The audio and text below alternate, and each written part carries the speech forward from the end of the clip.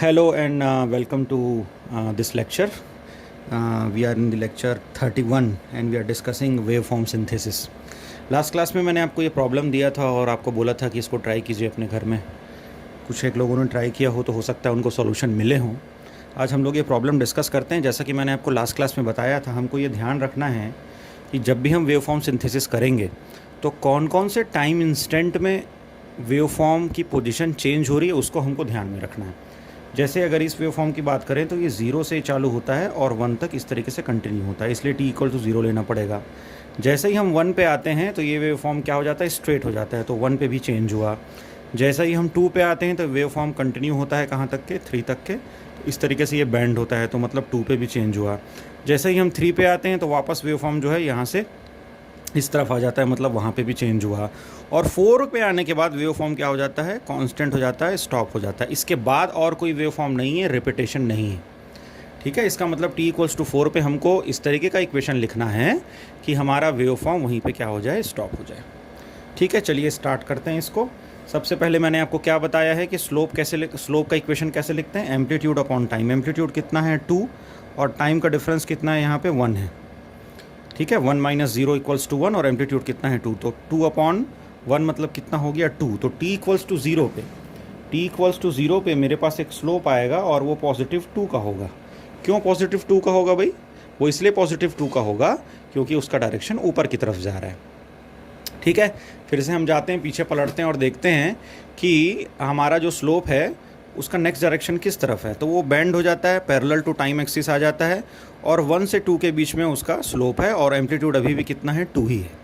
इसका क्या मतलब हुआ, स्लोप अभी इस तरीके से मूव कर रहा था, आपने उसको उसके पैरेलल टू टाइम एक्सिस लाने के लिए उसको क्या किया, एक ऐसा सिग्नल प्रोवाइड किया या एक ऐसी वैल्यू प्रोवाइड की, एक ऐसा मैग्नीट्यूड दिया जिससे वो इसके पैरेलल आ गया. हमने पिछली क्लास में भी ऐसा देखा है. इसका मतलब बहुत ही सिंपल है कि मुझे क्या करना है, इसको टाइम एक्सिस के पैरेलल लाना है. तो भाई मेरा जो कर्व है वो किस तरीके से मूव हो रहा है, +2 से, तो इसका मतलब मेरा जो डायरेक्शन है वो क्या हो जाएगा, -2. तो 2 और 2 एक दूसरे को क्या कर देंगे, कैंसिल आउट कर देंगे. अब मैं टाइम एक्सिस के पैरेलल आ चुका हूँ. अब मैं क्या हो चुका हूँ, टाइम एक्सिस के पैरेलल आ चुका हूँ. अब जो भी मैं चेंजेस करूँगा, मतलब t=2 पे, वो बिल्कुल न्यू चेंजेस होंगे. ठीक है, मैं जब 0 पे था तो टाइम एक्सिस पे था, जब +2 पे गया तो मैं टाइम एक्सिस से ऊपर उठ गया, मुझे बैंड करके उसको उसके पैरेलल लाना था तो मैंने -2 कर दिया. अब मैं टाइम एक्सिस पे ही हूँ, ऐसा आप समझ लीजिए, क्योंकि मैं उसके पैरेलल हूँ, है ना. तो आप ऐसा समझ लीजिए कि हमको जो भी अप्रोच लेना है उसमें ये ध्यान रखना है कि हम क्या करेंगे,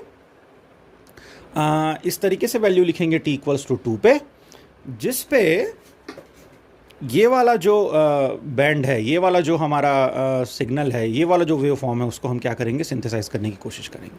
ठीक है, लेट अस डू. तो ये वेव फॉर्म कहाँ से कहाँ तक जा रहा है, ये वेव फॉर्म आ रहा है 2 से 3 तक के. ये 2 और 3 के बीच में है ना, 2 से ये स्टार्ट हो रहा है, यहाँ से स्टार्ट हो रहा है और कहाँ तक चल रहा है, 3 तक चल रहा है. ठीक है, इस वेव फॉर्म के लिए हमको क्या लिखना है, इक्वेशन लिखना है. कैसे लिखेंगे भाई इस वेव फॉर्म के लिए इक्वेशन, हम लोग क्या कर सकते हैं इस वेव फॉर्म का इक्वेशन लिखने के लिए, कैसे लिखेंगे इस वेव फॉर्म का इक्वेशन. इस वेव फॉर्म को क्या मैं 2 पार्ट में डिवाइड कर सकता हूं. अगर मैं इसको 2.5 अज्यूम कर लूं, अगर मैं इसको क्या अज्यूम कर लूं, 2.5, for my sake of simplicity, तो ये वेव फॉर्म 2 पार्ट में डिवाइड हो गया. पहला वेव फॉर्म जो है वो 2 से 2.5 के बीच में, और दूसरा वेव फॉर्म 2.5 से 3 के बीच में. इज़ इट नॉट, ऐसा कर सकते हैं. ठीक है, तो अब नेक्स्ट हमारा डिसीजन क्या होगा, फिर हमारा नेक्स्ट डिसीजन ये होगा, मैंने ऐसा क्यों किया, why I have taken this middle point, because 2 से 2.5 के बीच में, 2 to 2.5, my wave form has the positive amplitude. वो नेगेटिव की तरफ जा जरूर रहा है, लेकिन भाई मैं इसको तो पॉजिटिव एम्पलीट्यूड लेके चलूँगा 2. लेकिन जैसे ही मैं ये 0 वाली एक्सिस क्रॉस करता हूँ तो एम्पलीट्यूड किसकी तरफ जाने लगता है, नेगेटिव की तरफ जाने लगता है. अब मुझे अगर करेक्टली डिटरमाइन करना है कि इस वेव फॉर्म और इस वेव फॉर्म का करेक्ट कॉम्बिनेशन क्या होगा, तो मुझे क्या लेना पड़ेगा, बीच में एक 2.5 टाइम सिग्नल लेना पड़ेगा. अब ये 2.5 सेकेंड पे जो वैल्यू है वो क्रॉस होती है और इस तरफ जाती है, उसके पहले ये ऊपर की तरफ. ठीक है, अब with respect to this signal, अभी हम टाइम एक्सिस के पैरेलल आ गए हैं, हमने -2 ऑलरेडी अप्लाई कर दिया. अब हम उसको भूल जाएंगे, जैसे मैंने आपको पिछली क्लास में भी समझाया है, जो प्रीवियस वैल्यू है जो आपको टाइम एक्सिस के पैरेलल लेके आती है, उसको नेक्स्ट वेव फॉर्म के कैलकुलेशन के लिए आपको इंक्लूड नहीं करना है. ये हो गया नया वेव फॉर्म. अब नए वेव फॉर्म में अगेन जो टाइम डिफरेंस है वो कितना है, 0.5 है इस बार, 0.5 का टाइम डिफरेंस है और एम्पलीट्यूड कितना है, 2 है। एम्पलीट्यूड कितना है, 2 है और 0.5 का टाइम डिफरेंस है। ठीक है, तो कितना आ गया भाई, आंसर कितना आ गया, 2.5। ये 2.5 माइनस 2 करेंगे तो 0.5 हो गया, 0.5 को हम 1/2 लिख सकते हैं और ये 2, तो 2/1/2 कितना हो गया, 4 हो गया। 2/1/2 कितना हो गया, 4 हो गया। अब आप मुझे बताइए, क्या मुझे t = 2.5 पे कोई चेंज करने की ज़रूरत है क्या वेव फॉर्म को? Do I need to change this wave form at t = 2.5? नहीं। क्यों? इसलिए क्योंकि 2.5 सिर्फ एक क्रॉसिंग पॉइंट है जो इस वेव फॉर्म को इस टाइम एक्सिस पे क्रॉस कर रहा है। 2.5 पे स्लोप इस तरफ अगर गया होता या इस तरफ गया होता या स्ट्रेट हो जाता, तब मैं 2.5 पे चेंज को कंसिडर करता। हमने कहीं पे भी 2.5 मेंशन नहीं किया। क्यों 2.5 मेंशन नहीं किया है? क्योंकि 2.5 सिर्फ एक क्रॉस प्रोवाइड कर रहा है आपको, इस टाइम एक्सिस से ये सिग्नल क्रॉस हो रहा है और इसकी तरफ जा रहा है। ये स्लोप जो है उसका एंगल भी चेंज नहीं हुआ है। अगर स्लोप का एंगल जैसे मैंने बताया, अगर इस डायरेक्शन में होता, इस डायरेक्शन में होता, इस डायरेक्शन में होता, तो मे बी क्या, we will definitely observe a change at t = 2.5। लेकिन 2.5 जो है यहाँ पे सिर्फ एक क्रॉसिंग पॉइंट का काम कर रहा है, इसलिए हम वहाँ पे कोई भी चेंज ऑब्जर्व नहीं करेंगे। तो इसका मतलब हम ये नहीं, ये टाइम डिस्टेंस लिया, चाहे हम ये भी लेते तो वो भी उतना ही टाइम डिस्टेंस होता, एम्पलीट्यूड 2।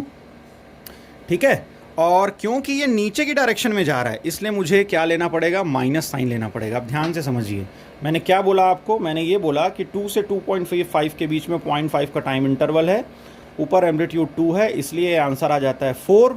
बट 4 मैं नहीं ले सकता, मुझे इसको क्या लेना पड़ेगा, -4, क्योंकि डायरेक्शन नीचे की तरफ जा रहा है। इसलिए आप जो है इस वाली वैल्यू को कैसे कंसिडर करेंगे, आप जो है 2 पे कंसिडर करेंगे -4 को। ठीक है, 2 पे -4 आ गया। अब चलते हैं नेक्स्ट जो सिग्नल है हमारा। अब नेक्स्ट सिग्नल क्या है हमारा, नेक्स्ट सिग्नल में हम देखते हैं कि वैल्यू जो है वो 3 से 4 के बीच में, अब ये पॉजिटिव डायरेक्शन में जा रही है। अब ये किस डायरेक्शन में जा रही है, पॉजिटिव डायरेक्शन में जा रही है। क्या हमने कुछ नलीफाई करने के लिए कोई सिग्नल को कुछ यूज़ किया है क्या, इस वाले वेव फॉर्म के कैलकुलेशन में नहीं किया है। मैंने नलीफाई करके यहाँ पे -2 को यूज़ कर लिया था, फिर मैंने उसको बाद में एडिशन सब्ट्रैक्शन नहीं किया, मैंने एक नया लिया जिसमें -4 आंसर आया मेरा। मतलब इस स्लोप की वैल्यू कितनी है, -4 है। इस स्लोप की वैल्यू कितनी थी, +2। इस स्लोप की वैल्यू -2, इस स्लोप की वैल्यू -4। अब मुझे इसको पॉजिटिव डायरेक्शन में लेके जाना है। अब ये अपवर्ड डायरेक्शन हुआ, अपवर्ड डायरेक्शन मतलब क्या हो गया, पॉजिटिव डायरेक्शन। ध्यान से समझना है इसको, अपवर्ड डायरेक्शन मतलब क्या हो गया, पॉजिटिव डायरेक्शन। ठीक है, तो ये स्लोप का डिस्टेंस जैसे मैंने बताया कि ये 1 है और ये जो है उसका जो एम्पलीट्यूड है वो कितना है, 2 है। अब मैं यहाँ पे -2 इसलिए कंसिडर नहीं करूँगा क्योंकि मैं जो है वो ऊपर की डायरेक्शन में जा रहा हूँ। मैं किस डायरेक्शन में जा रहा हूँ, पॉजिटिव डायरेक्शन में जा रहा हूँ।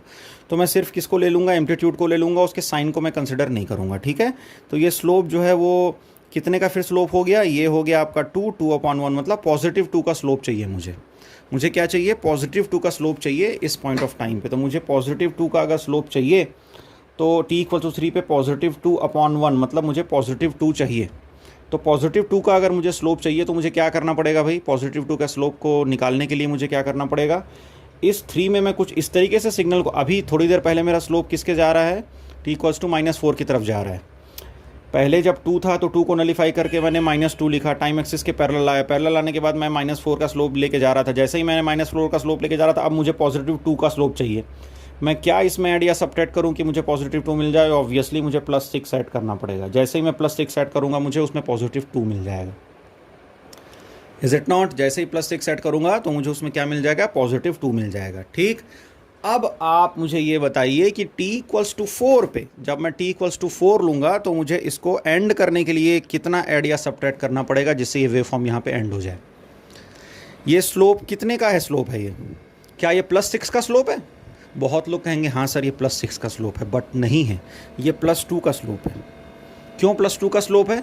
क्योंकि इस +2 को स्लोप को अचीव करने के लिए आपने -4 में +6 को जोड़ा था। रिमेंबर, ये +2 तभी आया है जब आप -4 में 6 को ऐड कर रहे हैं। तो 3 में at point of 3 I have added 6 to get +2 because this slope value is +2। Because of this value +2, I have added intentionally +6 at t = 3 so that I can nullify the effect of -4. So this slope is actually of +2 not of +6. ठीक है, यही थोड़ा सा confusion रहता है जिसको हमको address करने की ज़रूरत रहती है और ये प्रैक्टिस से समझ में आता है। ऐसा नहीं कि एक प्रॉब्लम बनाया और सर ने समझा दिया और आपने बिना प्रैक्टिस के उसको एज इट इज़ सिर्फ सुन के रख दिया, आपको प्रैक्टिस करनी पड़ेगी। तो जब भी हम वेव फॉर्म सिंथेसिस करेंगे, नेटवर्क का कोई भी प्रॉब्लम हो, आप उसको ब्लाइंडली प्रैक्टिस कीजिए। आप नेटवर्क का सीधे प्रॉब्लम उठाइए और खुद से बनाइए उसको, फिर चेक कीजिए कि आपके आंसर जो हैं वो ओरिजिनल आंसर से मैच होते हैं कि नहीं होते हैं, और क्यों नहीं होते हैं। अगर मैच नहीं हो रहे हैं तो, और हो रहे हैं तो फिर तो बहुत ही अच्छी बात है, आपके कंसेप्ट क्लियर है। ठीक है, तो यहाँ पे मेरे ख्याल से आपको समझ में आ गया होगा कि ये +2 का स्लोप क्यों है। अब इस +2 के स्लोप को नैलिफाई करने के लिए क्या चाहिए आपको, -2 चाहिए। तो t=4 पे अगेन मेरे को एक इस डायरेक्शन में, ये पॉजिटिव डायरेक्शन में नहीं होगा, ये -2 का स्लोप चाहिए मुझे। तो हर एक टाइम इंटरवल पे हमने क्या कर लिया, स्लोप को ड्रॉ कर लिया भाई, +2 का, -2 का, -4 का, +6 का और -2 का। मैंने बता दिया है कि आपको किस तरीके से इन सिग्नल्स को रिप्रेजेंट करना है। आपको इसको किस फॉर्म में रिप्रेजेंट करना है, रैंप के फॉर्म में रिप्रेजेंट करना है। तो ये R0 पे था ये, तो ये हो गया RT, ठीक है, प्लस ये -2 का स्लोप है, तो मैं इसको -2 ब्रैकेट में लिख रहा हूँ फिलहाल ना, -2R कौन से टाइम पे आया, 1 टाइम पे आया है, तो t-1 क्योंकि शिफ्ट हो गया वो रैंप सिग्नल, ठीक है। फिर अगेन प्लस ये -4 मैं फिर से ब्रैकेट में लिख रहा हूँ, R t-2 क्योंकि वो t=2 पे आया है, ठीक है। फिर से प्लस 6R t-3, ठीक है। फिर प्लस यहाँ पे अब ये -2 का स्लोप है, तो ये -2 का स्लोप कौन से टाइम पे आया, 4 में आया, तो R t-4। कभी भी एम्पलीट्यूड और टाइम को बीच में मिक्स नहीं करना ना। ये जो वैल्यूज़ लिखी हुई हैं वो एम्पलीट्यूड की वैल्यूज़ हैं, और जिन टाइम पे लिखी हुई है ये टाइम की वैल्यूज़ हैं। तो टाइम की वैल्यूज़ को आपको इस तरीके से रिप्रेजेंट करना है और एम्पलीट्यूड को ऐसे रिप्रेजेंट करना है। तो फाइनल आंसर क्या हो गया मेरा आंसर हुआ RT-2R t-1 -4R t-2 plus 6R t-3 -2R t-4। This will be my final answer for this particular slope. ठीक है, I hope all of you have understood this concept. अब इसका अगर आपको कोई लैप्लास ट्रांसफॉर्म निकालने की बात करता है, तो क्योंकि RT का लैप्लास ट्रांसफॉर्म होता है 1/s², तो सबसे 1/s² कॉमन निकाल लीजिए। ये तो 1 ही है, तो सीधे 1 होगा, -2 e⁻⁻s -4 e⁻²s plus 6 e⁻³ -2 e⁻⁴s, as I have already told you how to write the formula or how to write the shortcut, है ना। तो taking the Laplace transform I will be getting this answer. ठीक है, तो ये हो गया wave form synthesis और उसका लैप्लास ट्रांसफॉर्म इस पर्टिकुलर प्रॉब्लम के लिए, प्रॉब्लम नंबर 8.7 के लिए। 8.8 एक और प्रॉब्लम मैं आपसे डिस्कस कर लेता हूँ। ये है वो प्रॉब्लम नंबर 8.8। अब 8.8 जो प्रॉब्लम है, इसमें हमको क्या करना है, अगेन एक स्लोप, ठीक है। चलिए हम लोग इसको डायरेक्ट बनाते हैं। 0 पे कितने का स्लोप है, ये 1 का डिस्टेंस है, ये 2 का स्लोप है, मतलब +2 का स्लोप है 0 पे, ठीक है। फिर यहाँ पे इसको बैंड करके नीचे लाना है। अब अगेन यहाँ पे वैल्यू नहीं दी हुई है, कितना वैल्यू अज्यूम करना पड़ेगा, 1.5, so that I can take the equidistant value. Equidistant value होने से मेरे को सॉल्यूशन करने में आसानी होती है, मैंने पहले भी बताया आपको। तो इसको आप 1.5 ले लीजिए। तो अब आप देखिए कि इस स्लोप को नलीफाई करने के लिए तो आपको कितना चाहिए, -2 चाहिए, और उसको नीचे लाने के लिए कितना चाहिए, ये कैसे पता चलेगा भाई। आप देखो कि इसके बीच का डिस्टेंस कितना है, 0.5, और ये कितना है 2, तो 2/0.5 कितना होता है, 4 हो गया। 2/0.5 मतलब 1/2, तो 4 हो गया। तो 4 के डायरेक्शन से ये नीचे आ रहा है, और ये -2 ऑलरेडी है, तो ये -2 नलीफाई करने के लिए, और ये -4 से नीचे आएगा, तो ये कितना हो गया भाई, -6 हो गया। ये कितना हो गया, -6 हो गया। अब मुझे ऊपर की डायरेक्शन में जाना है। अब मुझे कहाँ जाना है, ऊपर की डायरेक्शन में।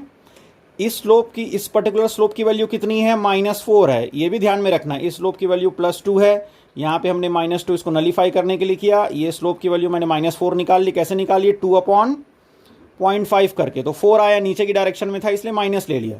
ये प्लस और माइनस ऊपर और नीचे की डायरेक्शन के अकॉर्डिंग डिसाइड होता है, ये भी ध्यान रखना है, ठीक है।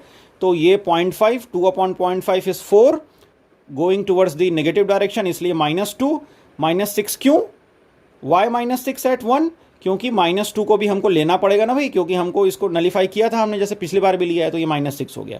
लेकिन एक्चुअली इस स्लोप की वैल्यू कितनी है, -4।